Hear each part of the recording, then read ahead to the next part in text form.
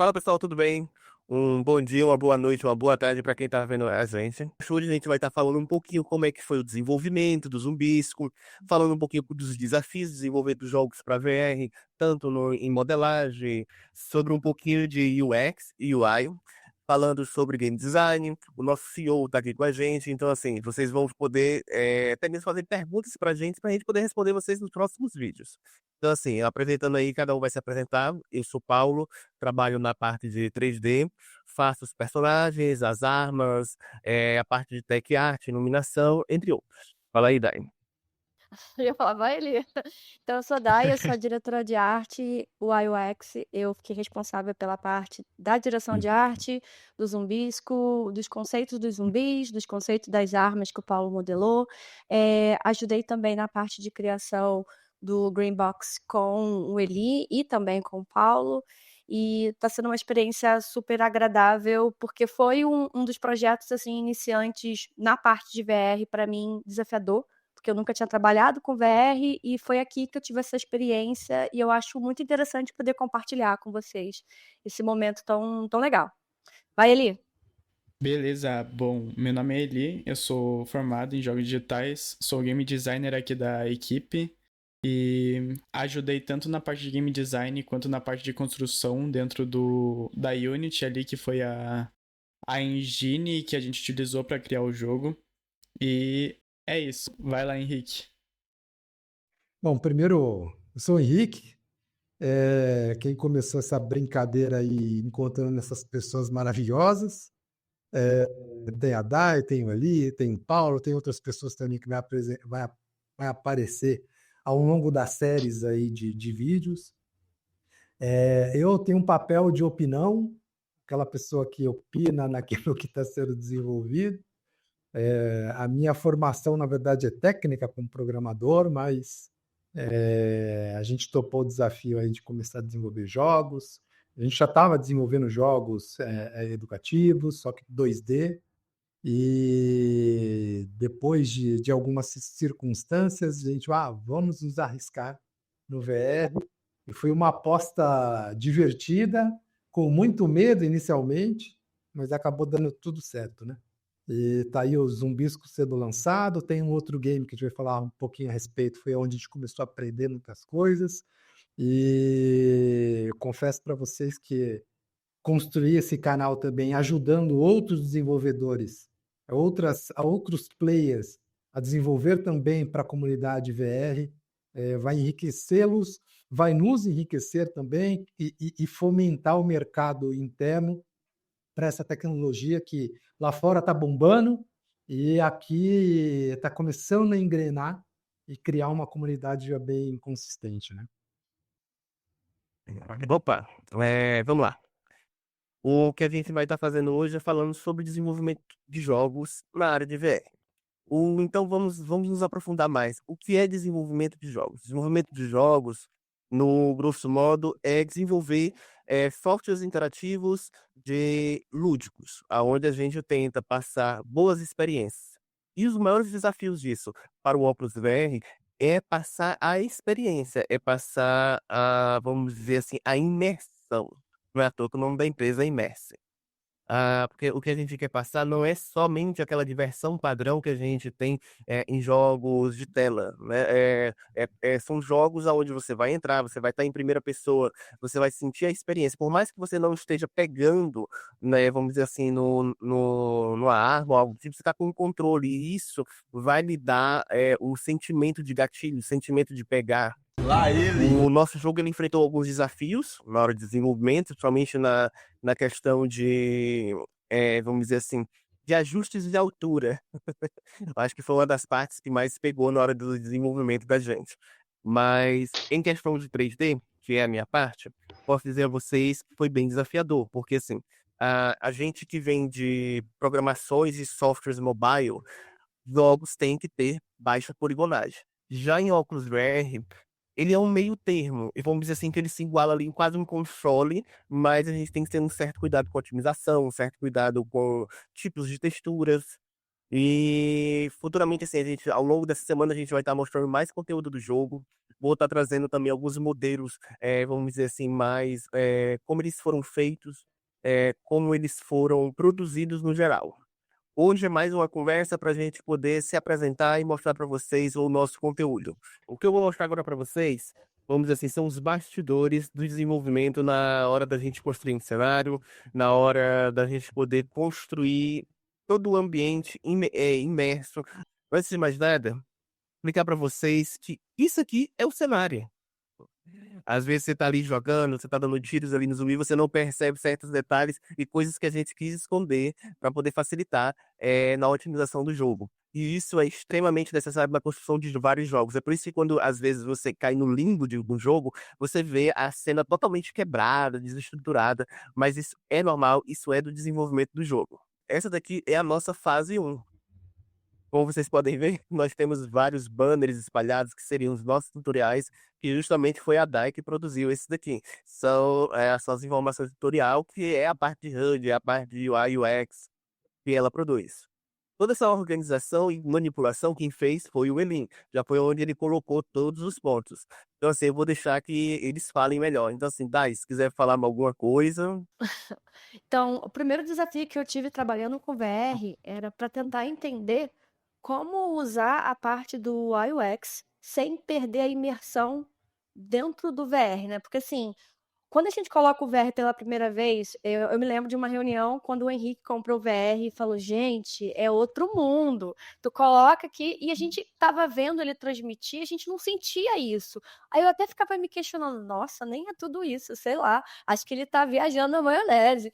E aí, quando a gente, cada colaborador da equipe, né, ganhou um VR. E a gente teve essa experiência de colocar pela primeira vez o VR e entrar nesse mundo real. Todo mundo falou a mesma coisa. Caramba, isso é muito surreal. Porque, assim, a tua cabeça, você é teletransportado, por exemplo, no caso do Zumbisco, é toda uma arte mais cartoon, um 3D cartunesco. Então, quando você coloca o óculos, você é teletransportado para aquele mundo. É 360, sabe? Você olha para cima, para baixo, para o lado e para o outro. É tudo cartoon. E você se sente. É muito legal que você se sente assim, cara, eu sou uma pessoa humana nesse ambiente virtual 3D que parece que é real e não é. Então tua cabeça fica um pouco bugadinha, mas é um bugadinho gostoso, sabe? É uma sensação muito mágica.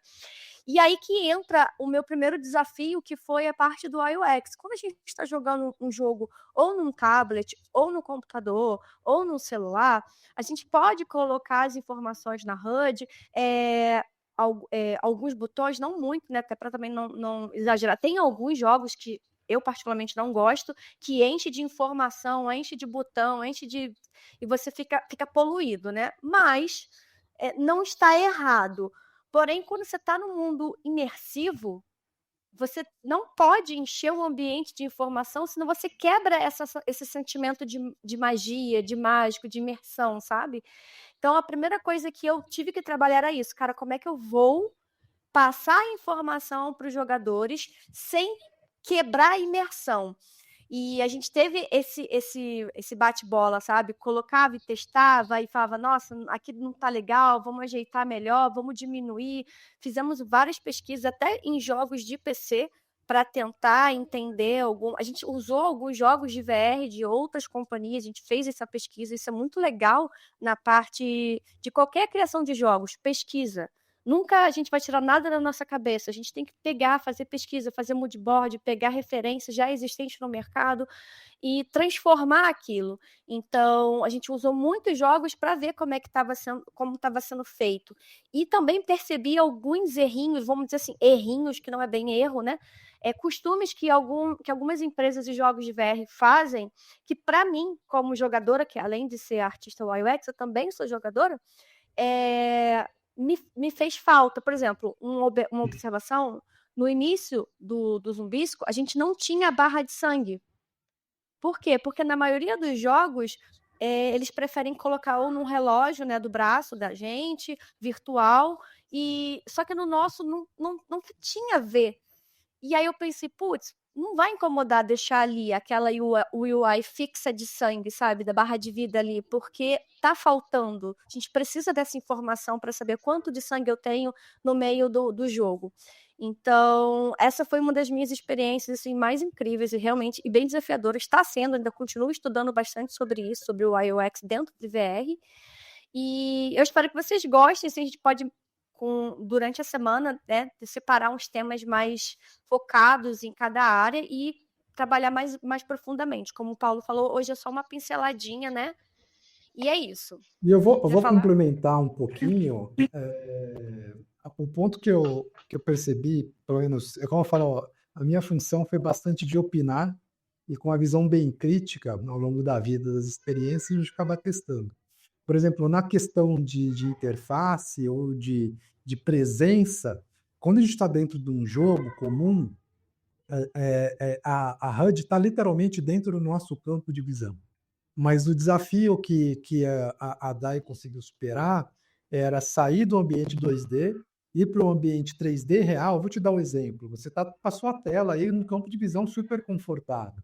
Só que dentro do jogo, a tela às vezes tem 1 metro, 2 metros de altura. Então, você forçar o jogador a ficar movimentando desnecessariamente para que ele absorva aquela informação que está sendo entregue de uma maneira super destacada, é algo para se pensar com muito carinho. Então, a gente teve esse trabalho, você desenvolvedor que está pensando lá na frente em desenvolver alguma coisa, justamente pegar os exemplos, mas você vai perceber que muitos exemplos, mesmo no 3D, ele não segue regras básicas, vamos chamar assim, de usabilidade. Ele faz o usuário, basicamente, o gamer, ele quebrar o pescoço, tem que ficar fazendo muito exercício para um simples menu, quando na verdade a informação tem que estar na altura dos olhos dele, né? Então a gente percebeu bastante a questão de posicionamento de cena, foi fundamental também para essa questão de UI. A gente percebeu que 1 pixel no celular, 1 pixel no computador fica pequenininho. Um erro de 3, 4 pixels no VR fica com metros, porque ali você vê uma situação gigantesca. Então, foi um desafio que ela conseguiu sair do ambiente. Você que está querendo desenvolver agora, está saindo do ambiente 2D. Está super controlado, está super confortável. Mas esses problemas que nós tivemos, você com certeza vai passar por eles também. Então, toma bastante cuidado. Eu não vou dizer que tudo nosso está perfeito, porque, afinal de contas, vamos chamar assim, foi o primeiro projeto. Mas a gente aprendeu muito, até com um projeto que a gente fez só para testar anterior, a gente aprendeu muito e conseguimos evoluir, seja na questão de UI, seja na questão de jogabilidade. A primeira versão, por exemplo, a gente criou o primeiro jogo, nossa, a gente apanhou um bocado, colocou um monte de coisa, e agora, depois disso, o Eli vai falar um pouquinho também, a gente evoluiu bastante, o 3D, a gente começou de um modelo, a questão de tentar extrair o máximo do processador, a gente extraiu, só que a compensação FPS foi lá para baixo. Aí, com isso, o Paulo trouxe novidades também a respeito de iluminação, ele vai falar um pouquinho mais a respeito. Então, você, desenvolvedor, a primeira coisa que você tem que botar na cabeça, perda o medo. Não é tão diferente. Tem as suas especificidades, mas se você tem um pouquinho de empenho, um pouquinho de observação, vamos chamar assim, você é uma pessoa observadora, você vai perceber que você consegue desenvolver de uma maneira muito fácil para o ambiente 3D, seguindo a gente já apanhou e já passou por ali. Pegando essas dicas, você já vai cortar aí, eu diria, meses de dificuldade para você conseguir entender. Tem questão de FOV, tem questão de iluminação, tem questão de usabilidade, que agora o Paulo, a Dai, o Eli, depois o Renan, outras pessoas a gente vai trazer aqui também para falar, a gente vai conseguir ultrapassar esses primeiros medos. A gente teve, se eu falar para você que ninguém teve medo, na hora que como a Dai falou, na hora que eu vim com o óculos, todos eles ficaram perto do apavorado, vamos chamar assim, não, mas deve ser complicado, será que é tão bom mesmo? Eu falava, cara, você tem que colocar o óculos na cara que é igual ao mar, você só vai sentir que é gostoso quando você mergulhar. Senão, como que eu vou explicar uma experiência? Então, você aí que está querendo comprar um Meta, comprar um Pico, ou vai sair a Samsung agora, compre. Compre que você vai se divertir muito. Para dos haters aí que falam, eu passo mal. Tem uma fatia que passa mal mesmo, tem uma fatia que fica tonta. Eu ficava tonto no começo, e hoje não fico mais. Então, você também se adapta a essa situação, não tenha medo de se aventurar no desenvolvimento para o Meta. Eu vou complementar isso que o Henrique falou. Essa primeira dificuldade, né, que eu senti quando eu tava antes de receber o VR ainda, era quando o Henrique tava contando ali a experiência dele. Quando você vê ali compartilhado, ou você vê um vídeo, você não sabe qual que é a experiência. É muito diferente quando você tá com o óculos na cabeça e você tá vendo algo 360 graus, assim. Você realmente tá dentro daquele ambiente, né? Então, a primeira dificuldade, eu acho que todo mundo sentiu aí, foi saber o que que é realidade virtual. Então, Tá vendo? era muito difícil de visualizar sem ter testado, sabe? Na faculdade eu não tive essa experiência com realidade virtual, então eu não tinha nenhuma experiência mesmo, assim. E aí, quando eu recebi o VR ali, eu testei, eu pude ver a imersão que era você estar dentro da realidade virtual, pude ver a realidade aumentada também, que é algo que eu não sabia diferenciar, tipo, o que que era realidade virtual, o que que é realidade aumentada. Também. E aí, só pra dar pra quem não sabe ainda, né, qual que é a diferença, realidade virtual seria a simulação ali dentro de uma experiência imersiva, onde você vai até dentro do VR ali, né?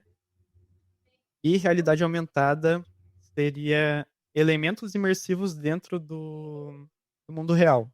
Então, quando você tem uma tela flutuante ali dentro do seu quarto, é uma realidade aumentada. Eu separei um vídeo aqui pra explicar pra vocês. Ó, esse aqui é um vídeo mostrando sobre a realidade aumentada. Que tem a tela ali. Aqui eu tava assistindo um vídeo, por exemplo. E aí, dentro do ambiente, tem o meu quarto. E aqui tem um exemplo de realidade virtual. Quando você tá dentro ali do jogo, dentro de um ambiente. E essa foi a primeira barreira que a gente quebrou, né? Foi entender o que é realidade virtual, realidade aumentada. E depois os desafios de entender como é a experiência do jogador dentro desse ambiente. Então, tipo, dentro da área de game design, a gente precisa pensar muito na experiência do usuário, experiência do jogador. E você entender que existem diversas pessoas de diferentes tamanhos, braços diferentes, né? Como é o caso do óculos, assim, você precisa levar a anatomia da pessoa em consideração.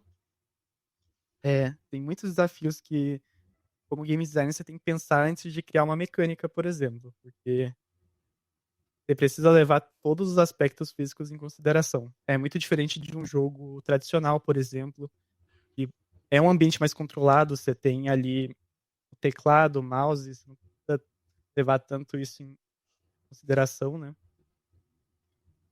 E dificuldade como desenvolvedor, o que eu senti foi ter pouco conteúdo brasileiro sobre realidade virtual. Eu não achei nada de conteúdo.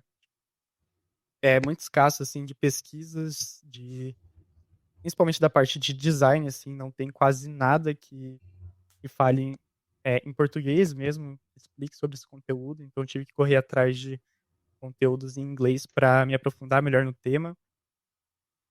E essa foi, tipo, a principal dificuldade de início, sabe? Agora eu quero fazer a pergunta pro Paulo sobre o motivo da gente ter escolhido o Unity ali para começar a desenvolver para a VR. Tá. É uma boa pergunta, Lee. Por que que a gente escolhemos a Unity? A Unity, tanto por ela ser fácil acesso, ela tem bastante conteúdo, seja ele oficial ou não oficial, em inglês ou não em inglês, em russo, mas a gente vai encontrar conteúdo. A gente vai encontrar pessoas que já estão na indústria desenvolvendo, sejam para VR, sejam para mobile, sejam para consoles, e isso facilita o nosso desenvolvimento, porque vocês têm que entender uma coisa, você que é desenvolvedor. Quando a gente fala de desenvolver, não é porque eu vou desenvolver para um console, para um mobile, para o VR, que vai ser totalmente diferente. Não, não é. O modus operandi é o mesmo, o que muda são nuances, são coisas pequenas que realmente às vezes podem causar quebras no jogo, dores de cabeça na hora de desenvolvimento, que vão impactar a gente às vezes uma semana, 2 dias, uma hora, um mês, pode acontecer. entende? Mas é mais fácil do que a gente pegar uma Unity, eu pegar uma engine proprietária, eu pegar uma engine como a Unreal. A Unreal também é muito boa para óculos VR, mas ela se torna um pouquinho mais pesada e difícil de encontrar pessoas que saibam trabalhar nela. Hoje o mercado ele é carente de pessoas que desenvolvem Unreal. E É sem verdade. contar que a Unreal ela é pesada pra caramba. Pra vocês terem uma noção, na minha máquina ela ocupa 80 gigas. É quase um HD de 100 gigas. Então, assim, eu tenho um HD só para ela, para vocês terem uma noção, porque quando eu vou fazer algum trabalho para ela, ela pesa demais. Tanto em processamento, placa, e a Unity ela é mais leve. Ela é algo que, vamos dizer assim, ela roda em um computador de até 6 anos atrás. Ela vai estar rodando a nova versão. Vai mudar algumas coisas? Vai, mas vai rodar. Uma outra coisa a Unity, ela é versátil. Então, eu posso chegar, tem várias pessoas já desenvolveram aplicações para ela que facilitam. É tanto que o nosso programador Renan, ele se utilizou já de um asset quase pronto, ele editou várias coisas, fez do zero, mas ele usou desse asset para poder, como é que eu disse, facilitar o nosso desenvolvimento. E também assim eu acho que a Unity ela é mais prática para empresas indies. Ela se Com torna bem certeza. mais prática. Com certeza. E é mais prático no sentido assim como é que eu posso dizer para vocês? Não só no desenvolvimento, mas na comodidade. Fora o modo de licença, né? O modo de licença dela, principalmente para uma produtora pequena, ou indie, como o mercado está acostumado a dizer, ele é muito mais acessível. E a quantidade de programadores para Unity no Brasil já é escasso. É, então, para Unreal, então, é quase impossível achar. Ou É insane. quem programa está programando para fora, é bem complicado. Isso eu estou falando na parte de como selecionar pessoas, como encontrar pessoas capacitadas. Na parte técnica, a gente entrou justamente nisso que você está comentando. Acho que o Eli tem até algumas outras coisas para complementar, mas para formar equipe, é muito mais fácil formar equipe na Unity no Brasil do que qualquer coisa. Fora, eu acho que tem um lance também, que a gente acabou migrando, né, de uma questão mobile para uma questão mobile VR, porque no fim das contas o VR roda um Android por detrás, por mais que a Meta utilize um sistema, uma interface dela, tudo, um Android por detrás, né? Um ponto a observar também que a gente tem que. Você é desenvolvedor, você querendo construir para o Meta, ou seja, para qual tecnologia VR, que elas são bem similares, ter em mente que os hardwares, de maneira geral, eles são bem limitados. Possui aí para te dar uma referência, ela se assemelha bastante com uma GTX 960.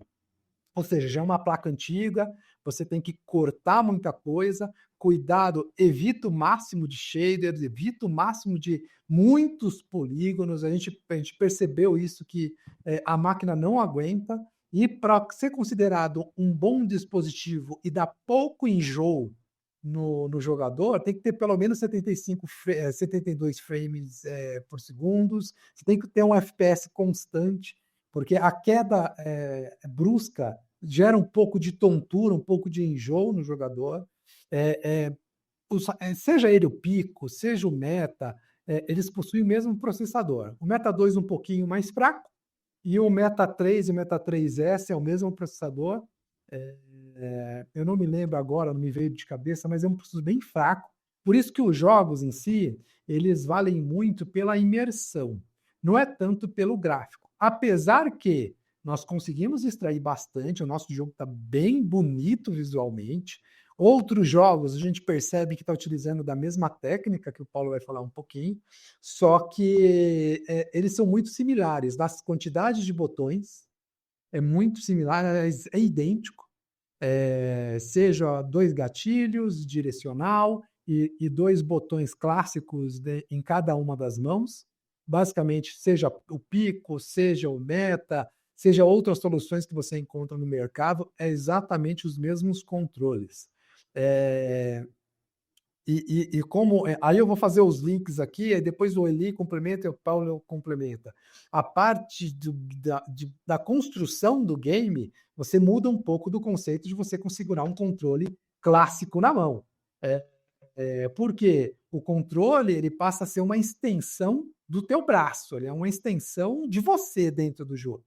Então, o controle, quando você está jogando, seja lá o teu jogo preferido, está aqui tá na base da sua mão, ainda assim você consegue simular, só que no caso do VR, ele vai para a tua mão e passa a ser você.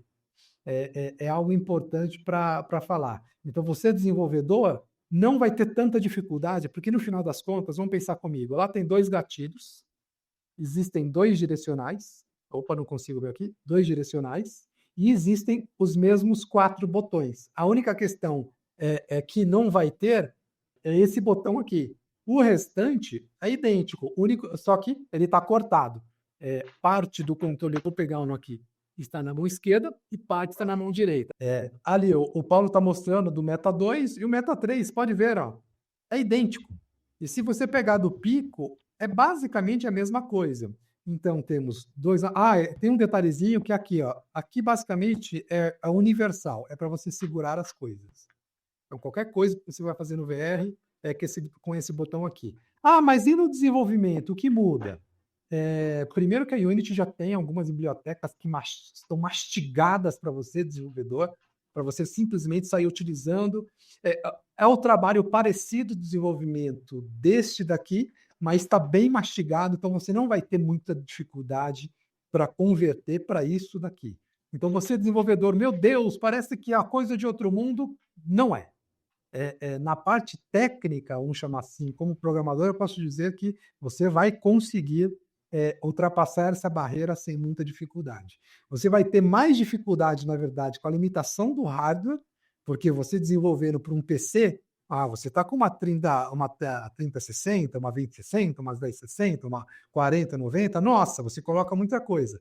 Mas dentro do Meta, dentro do Pico, que é o mesmo processador praticamente, você não tem tudo isso. Você vai estar bem limitado, bem capado com relação à tecnologia.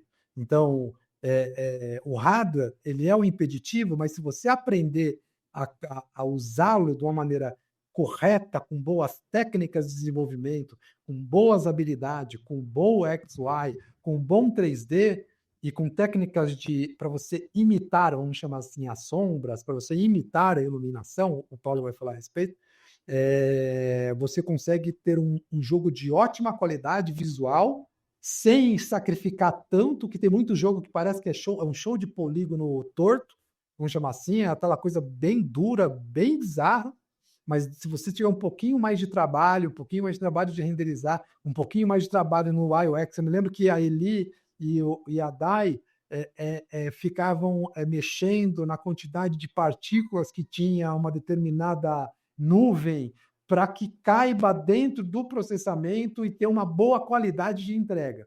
Então, você, desenvolvedor, se atente aos pequenos detalhes, tenta extrair ao máximo, porque é o que eu te falei, uma coisa é um pixel, e o pixel se torna um dedo, e algo de poucos pixels vai se tornar 1 metro, 1,5 metros no VR. Faz uma diferença incrível.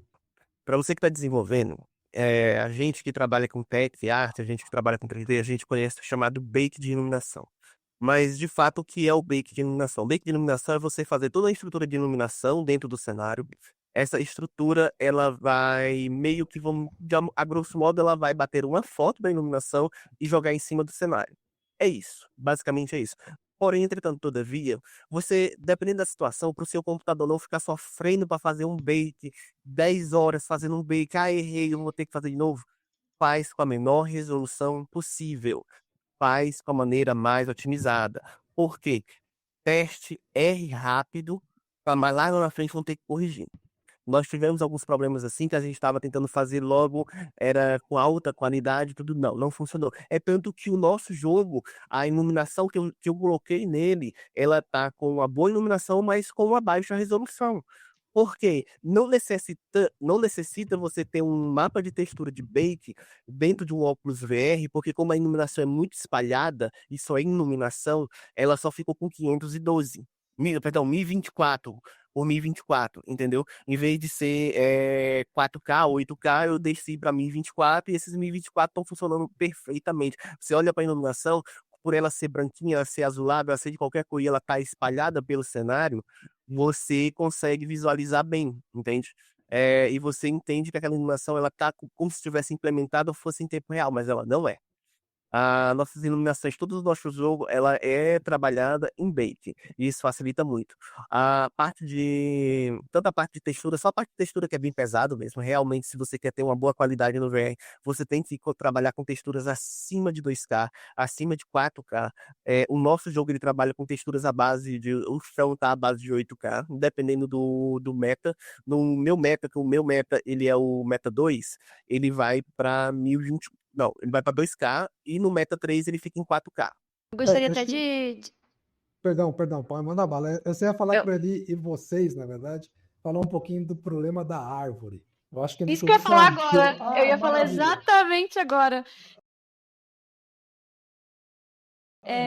Então, o Eli falou sobre essa parte, né, de otimização. Eu lembro que o nosso primeiro projeto de estudo, que foi o... Vou falar o nome aqui, pode, né? Pode falar. Foi o OutKids. É que a gente tem um projeto do celular, né, que é o OutKids e tal, e a gente pegou esse projeto e trouxe para o mundo virtual, que é um projeto educacional infantil, e a gente, vamos pegar esse projeto e vamos estudar com VR. E quando a gente começou a montar o cenário, a gente pegou alguns assets de árvores, assim, bem bonitas, e quando a gente foi, na hora, usar, sentia como se tivesse tremendo as plantas, sabe? E aquilo incomodava pra caramba. E a gente ficou, nossa, por que tá tremendo? Por que isso tá acontecendo? E foi bem legal, né? Porque a gente teve que mudar depois toda a estrutura, porque elas pesavam, dava uma sensação de dor de cabeça e enjoo nas plantas, que elas ficavam, tipo, não é craquelando, é tipo, elas ficavam flicando, sabe? Lá no Sim. fundo. Elas tinham, em termos mais técnicos, pessoal, desculpa lhe interromper, Dai, mas vamos lá. Tudo bem. Em termos mais técnicos, o que estava ocorrendo, o que era? Devido a distanciamento, sabe quando você está no mundo real, quando você se distancia, algo fica mais embaçado. Dentro do mundo virtual, o sistema tenta imitar isso, só que o que acontece é pixel, e pixel não embaça, entende? Teoricamente, pixel não embaça.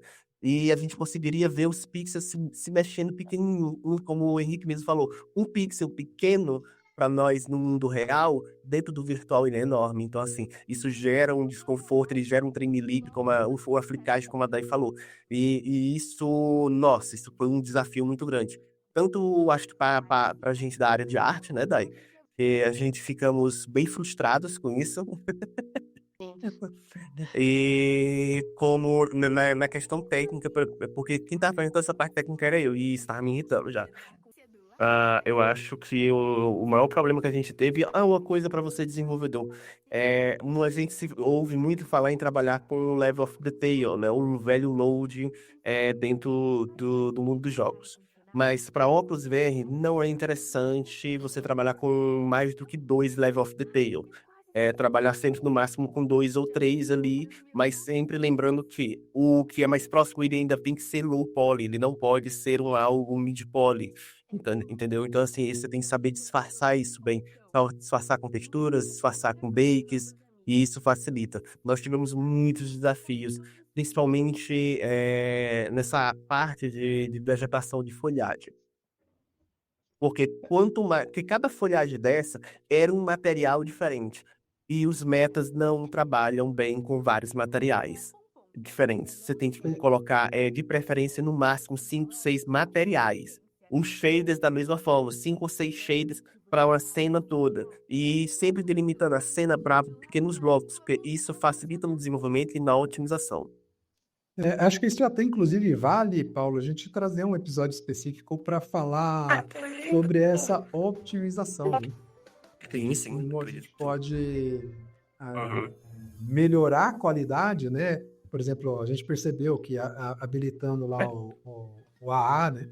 Ele diminuía o flicker, só que compensação o processador às vezes tossia.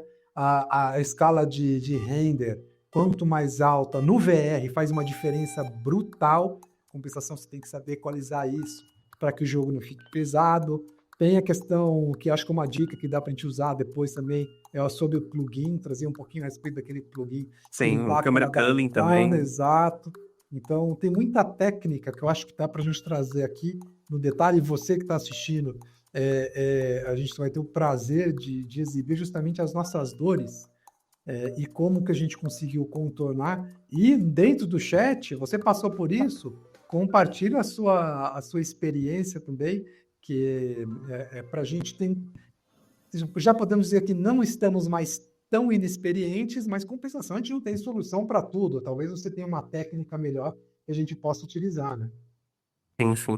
Até porque, assim, nós somos profissionais da área de jogos, mas a gente não sabe de tudo. Tudo a gente tem que aprender. Todo dia a gente tem que aprender alguma coisa nova. E nossa experiência, a minha, eu trabalho desde 2019 na área de desenvolvimento, mas eu sempre trabalhei para consoles, mobiles com mais força, né, vamos por assim dizer, e alguns jogos webs. Mas, fora isso, essa é a minha primeira experiência grande com óculos VR, onde eu estou trabalhando, vamos dizer assim, desde a criação dos modelos, da otimização, bake, de iluminação, a parte de tech art, todinha. E isso é bem desafiador e é muito legal, porque assim, é um desafio gostoso, não é aquele desafio chato onde você quebra a cabeça, não. Porque todos os profissionais que vocês veem aqui têm experiência no mercado, certo? Nós sabemos solucionar problemas. Agora, são problemas que são problemas tão novos que até às vezes nem no mercado, nem dúvidas surgem, vão surgindo conforme a gente vai desenvolvendo, a gente vai criando nossas próprias dúvidas. Mas a gente vai desenvolvendo e vai solucionando. Eu vou fazer uma pergunta desafiadora e eu peço que vocês três respondam, né? Acho Ok. que para a pessoa que está querendo começar a desenvolver, vai, na verdade, essa pergunta tem duas etapas. Você que, imaginando aí um cenário, uma pessoa que não entende nada, está vendo esse vídeo, eu vou começar a desenvolver, quero desenvolver games, né? Como que eu faço? Depois disso, a segunda pergunta que eu faço eu já desenvolvo para mobile, para console, seja para qual plataforma, só que nunca para o VR. Quais são, o que eu faço para começar, né? E, e quais desafios que eu vou ter que vencer ao longo desse processo. Aí eu vou começar primeiro acho que a última pessoa que não falou, acho que foi o Eli. Eli, se você puder dar um overview, depois a gente segue nessa ordem, Dai e Paulo. Na visão de você, a primeira pergunta é no sentido de você que não sabe desenvolver nada, você está curioso para saber como se desenvolve o jogo. Por onde eu começo? Bora lá, então. Para começar a desenvolver jogo, a gente precisa entender quem são as pessoas por trás dessa área de desenvolvimento, né? Quando eu comecei, pelo menos na minha trajetória, assim, eu entrei na faculdade e eu não sabia quem que desenvolvia jogos, não sabia o que que era um programador, um artista, um game designer. Então eu não sabia literalmente nada sobre a área de desenvolvimento de jogos e dentro da faculdade eu consegui ter uma visão muito clara assim do que é cada função e qual é a utilidade, né, de cada função. Então a faculdade é a minha principal recomendação para quem não sabe literalmente nada sobre a área de criação de jogos, mas tem o interesse de entrar, né? E a minha segunda recomendação é participar de uma Game Jam, porque dentro de uma Game Jam, para quem não sabe, ele é tipo um hackathon assim de desenvolvimento de jogos, onde você tem que criar um jogo em um curto período de tempo. Então, eu participei de uma Game Jam semana passada, que foi a Global Game Jam. A gente teve que desenvolver um jogo em 2 dias. E uma Game Jam é uma porta muito fácil de entrar, porque você não precisa saber nada sobre desenvolvimento de jogos. Você pode ajudar tanto com a parte da ideia, quanto a parte de divulgar o projeto ali, de ajudar o pessoal, ajudar a equipe. E você consegue entender como é criado um jogo do começo ao fim, de uma forma bem rápida. Então eu recomendo muito que participem aí de eventos, entendam sobre cada função, o que cada um faz. E se você já sabe o que você quer, qual função você quer especializar, né? Aí existem diversos cursos online que você pode assistir no YouTube, tem outras plataformas online também que você vai conseguir achar para se especializar tanto em programação, quanto em modelagem, quanto em arte 2D. quanto em design também. E é basicamente isso. E, e você, Dai? Não vamos chamar assim. Tem muitos artistas hoje que trabalham com 2D, outros com ilustração e etc. E tem o desejo de trabalhar com games também, né? E por onde começar? O que esse cara precisa fazer para entrar nesse mercado? Então, eu comecei estudando. Eu sempre gostei de ilustrar, então eu desenho desde pequena. Tinha essa aptidão de arte e fui seguindo o meu caminho, fiz a faculdade de artes. Depois eu me formei em designer gráfico e no meio do período, assim, não no meio do período da faculdade, mas do processo da vida, eu vi que eu queria entrar na área de animação e fui fazendo vários outros cursos em paralelo, né, da minha vida na parte da carreira.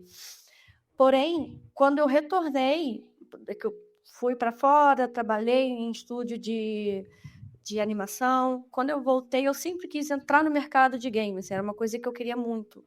E eu ainda não tinha nada, apesar de ser formada em design, ter todo um conhecimento de ilustração, de animação, eu não tinha nada no meu portfólio na área de jogos. Então, a primeira coisa que eu fui fazer, como ele falou, foi procurar as vagas, não as vagas, mas as carreiras de artista dentro do mercado de games. E uma das primeiras opções foi o artista 2D. No meu caso, que é 2D, né? Se você for 3D, tem como artista 3D. E aí eu procurei sobre ser artista 2D. Nisso também dei uma pesquisada sobre portfólios, que tem muito portfólios de artistas pela internet. Comecei a dar uma olhada no como é que eles apresentavam as ideias dele. É muito legal fazer projetos fictícios mesmo, ou jogos que não existem, ou jogos Seu que já áudio existem. sumiu. No meu caso, eu criei 2 jogos visualmente que não existem. Um foi mais no tema menininha. Eu fiz todo uma UI de um jogo de mobile de salão de beleza, né? De fazer unha. E depois eu fiz de plataforma, né? Isso já foi o suficiente para os estúdios me chamarem para teste. E eu comecei a aplicar também, sem medo nenhum, porque acho que você não tem que ter vergonha, você tem que botar a cara no mundo. Joga lá no Google Studios de Jogos Brasil, vai aparecer todos. Você entra, segue no LinkedIn, segue no Instagram, vê o e-mail de. Às vezes tem Mostra a que aba de. existe, né? Isso. Tem e-mails e tal, você consegue mostrar. A gente até pode depois separar um dia só para falar como faz para entrar, Legal. né? Criar um portfólio, acho que seria interessante. Mas, enfim, depois disso, quando eu entrei no mercado, foi que eu tive mais conhecimento com o Eli, que eu também não tinha conhecimento algum de game designer e tal. Eu fui estudando em paralelo cursos de UI UX. Não existe ainda no Brasil curso de UI UX para jogos, é uma coisa que tem uma falta muito grande no mercado brasileiro e é um dos meus interesses também. Mas tem mais em inglês.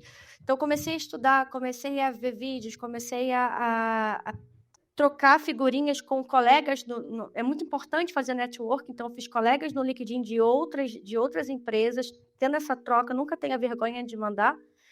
E hoje existem cursos também voltados em diversas plataformas, tem curso free, tem pós em faculdades, tanto à distância quanto presencial, para a área de artes em games, assim. É só botar no Google que vocês conseguem encontrar diversas faculdades. E é isso. Eu acho que se você tem como entrar, tem como estudar, mas não tem que ter vergonha, sabe? Tem como entrar realmente assim na área. Uhum. E Paulo, finaliza. 3D, eu acho que é uma das áreas que dá para trabalhar de N maneiras, só que muita gente tem dúvida de como começar com jogos, né? Às vezes o cara é modulador, às vezes ele é um animador, mas legal, como que eu estruturo, como que eu cresço nesse nicho específico que é de game. Tá. Vamos imaginar assim. Para você que é artista 3D, está começando agora. Se você quer trabalhar com jogos, normalmente quem trabalha com 3D, a sua primeira porta de entrada é jogos. Logo depois você vai se expandir para as outras áreas. Mas, especificamente para jogos, como a própria Dai falou e o Eli falou, portfólio, conexões. Ter conhecimento no geral, porque eu não sei se vocês já ouviram falar assim, A empresa tal está contratando um artista 3D júnior, mas está pedindo um caminhão de experiência. Pessoal, o júnior na área de 3D, ele é isso. O júnior na área de 3D, ele não é o cara que vai aprender a fazer.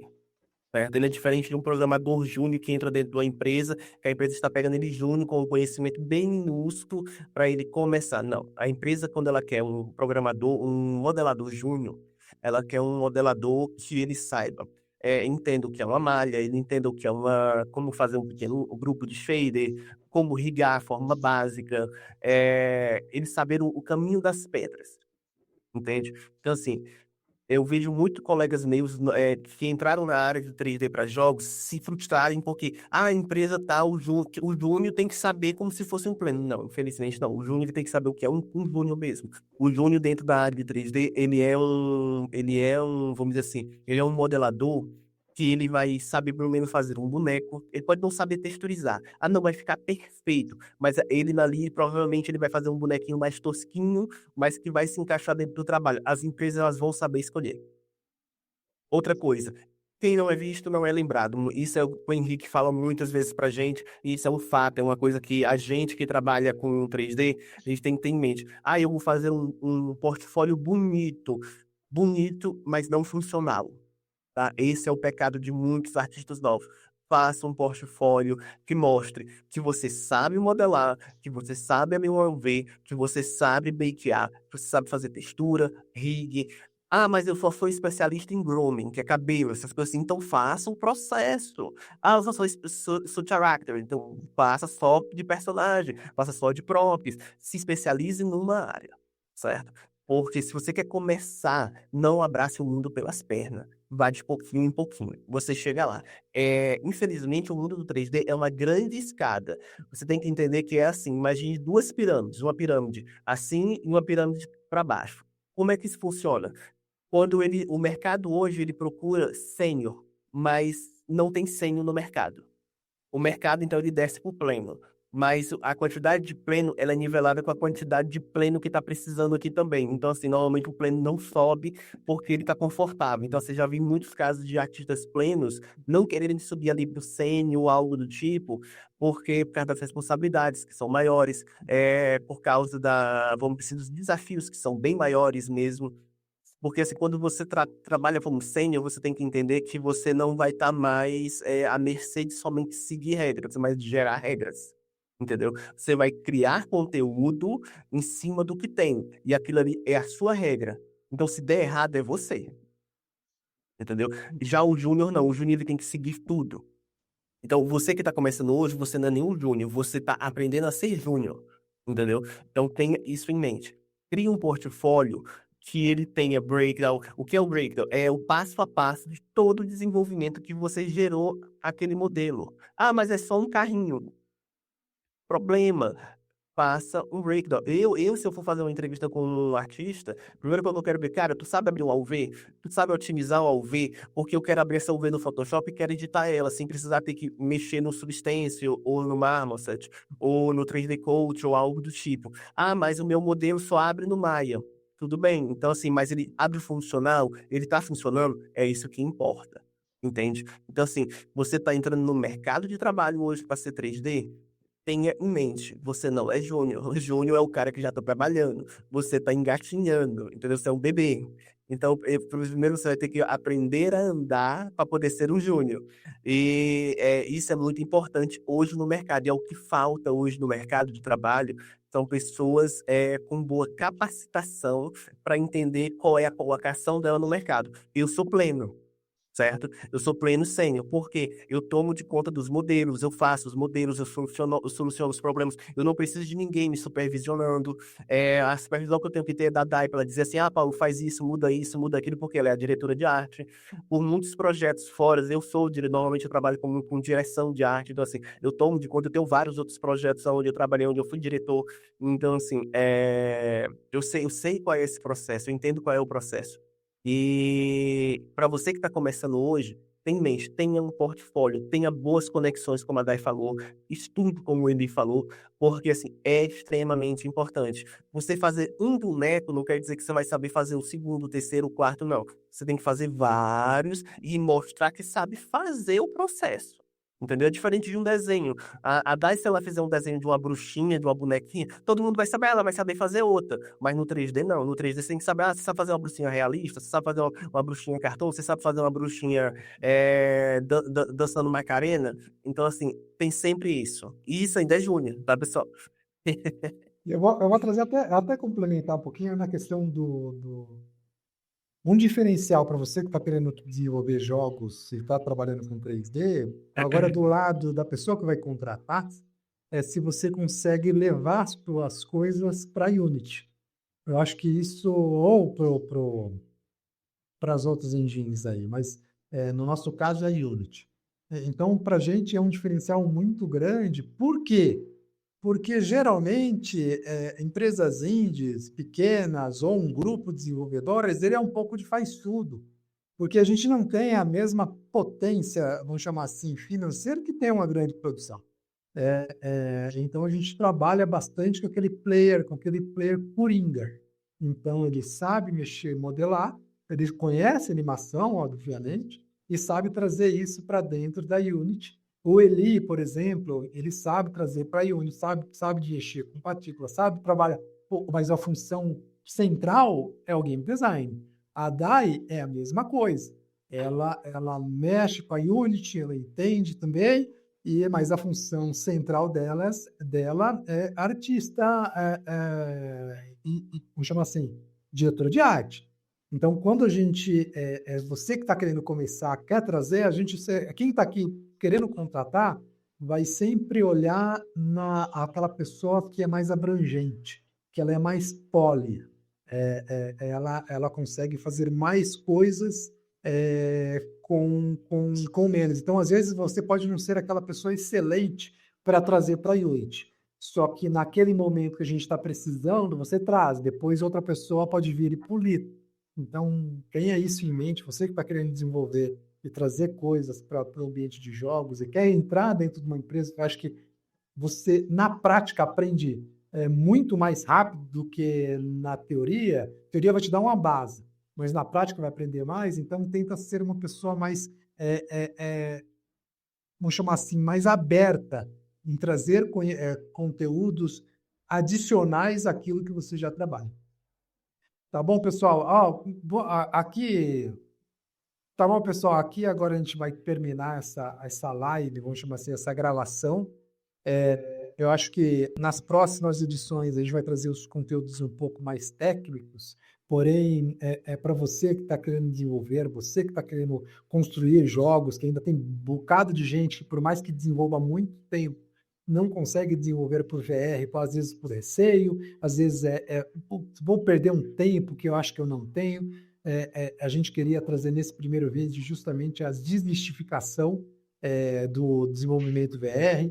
Tem algumas técnicas, tem algumas situações que você que já é desenvolvedor, você que já trabalha no ramo, seja na parte de UI, UX, artista, game design, artista 3D, animador, você vai perceber que tem as suas nuances, mas vamos chamar assim, a parte mais complexa, eu tenho certeza que você já sabe.